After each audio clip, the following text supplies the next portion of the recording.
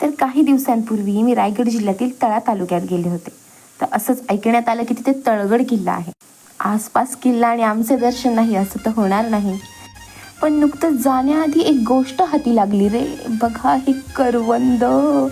हाय हाय. Actually माझ्या गावाकडे तरी मला असे करवंद मिळत नाही, म्हणून मी जरा त्याच्यावर झडपच मारली आणि लागलो किल्ल्यात चढायला.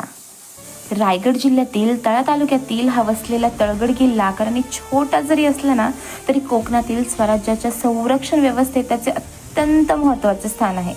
सह्याद्रीच्या उंच डोंगररांगामध्ये आणि कोकण किनारपट्टीच्या व्यापारी मार्गाजवळ असलेला हा गड राजकीय, लष्करी आणि व्यापारी हालचालींवर लक्ष ठेवण्यासाठी वापरला जात असे अशी मान्यता आहे. खरं तर त्या काळात महाराजांची रणनीती फक्त मोठे गड जिंकण्याची नव्हती, तर लहान पण महत्त्वाच्या चौक्या आणि पहारेकरांच्या ठिकाणावर नियंत्रण मिळवण्याची होती.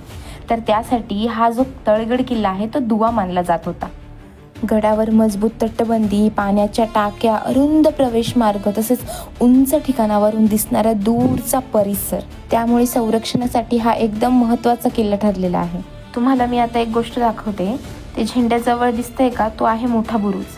आणि तिथे जे स्क्वेअरमध्ये होल्स दिसत आहेत त्याचं महत्त्व असं की त्याच्या बाहेरून सगळा बाहेरचा परिसर दिसतो. तो हा बघा, हे विशेष महत्त्व ह्या किल्ल्याचं.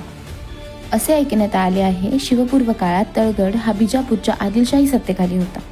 सन 1648च्या सुमारास छत्रपती शिवाजी महाराजांनी कोकणातील अनेक किल्ल्यांसह तळगडला सुद्धा स्वराज्यात सामील केले. हा गड मोठा नसला तरी लहान गड मोठा इतिहास असे याचे उत्तम उदाहरण आहे.